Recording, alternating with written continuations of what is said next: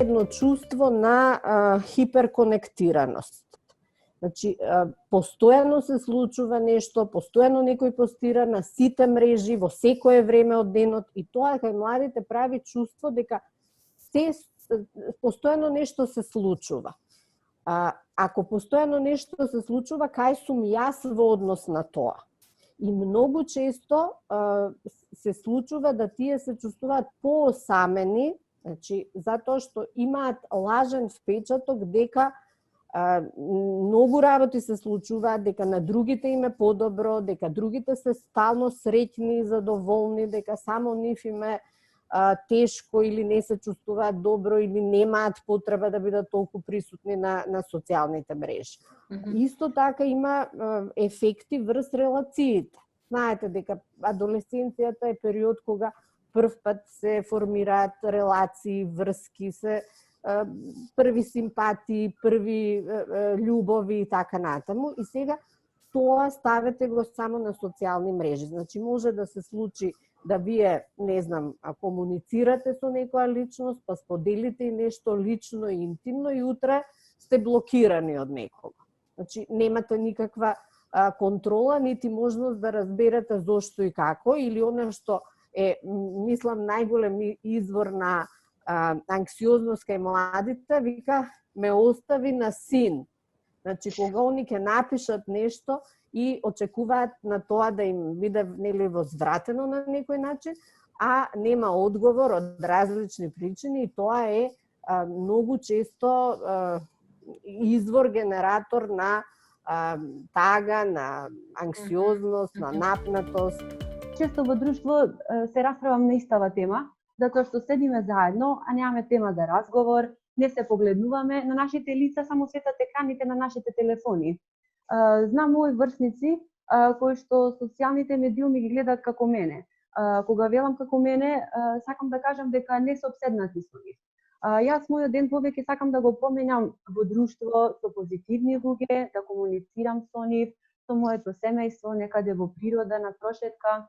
Сакам да споделувам идеи, мислења во друштво. Во 21 век и баш оваа година тоа и недостасува.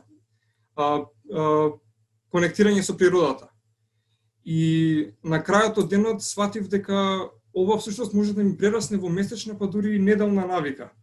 И тоа би ми било и некоја порака кон моите соучениците, кон мојата генерација, па и останатите генерации. Да пробате ваков ден да искусите, затоа што верувам дека ќе ви направи поголема корист од штета. Во однос на употребата на уредите во домот, да не преиде некоја граница кога веќе нели ќе се детето ќе биде 10 сати на интернет или на видеоигра или на било што. Значи да гледаме балансот, да го правиме многу претходно. Еден од советите во однос на нели употребата на колку временски би сакале нели да се употребува одреден уред во текот на еден ден, нели да биде како награда за претходно завршена работа на оние активности кои што се како одговорност на ученикот. Ако научи, нели, ако се имаме период нели на учење од 1 час, нека биде како наградата 5 минути, 10 минути. Ако треба да се учи повеќе, нека биде наградата нели соодветно процентуално да не биде периодот на награда во текот на денот поголем од периодот на она нели на одговорноста односно на тоа што треба да го заврши ученикот. Родителите да разговараат со своите деца. Многу често ги потценуваме во поглед на нивната моќна адаптација. Сегашната младина е страшно интелигентна. Има страшно што многу да допринесе во овој сегашен свет.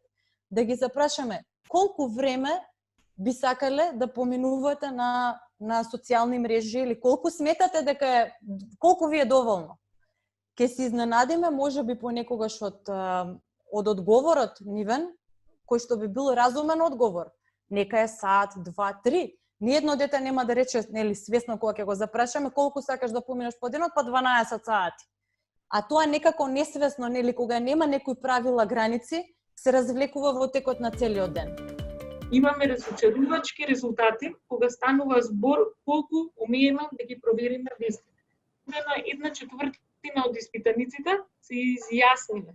Внимавајте, дека никогаш не бараат дополнителни информации кога ќе прочитаат некоја вест, Значи тоа се некои 25% од испитаниците, а пред 2 години сме имале 17% на ова, а на прашањето проверувам кој е изворот на веста, повторно имаме речиси 1/4 кои никогаш не го проверуваат изворот на веста, меѓутоа ако е за утеха, имаме некое благо поместување дека е пораснал процентот на оние кои понекогаш проверуваат.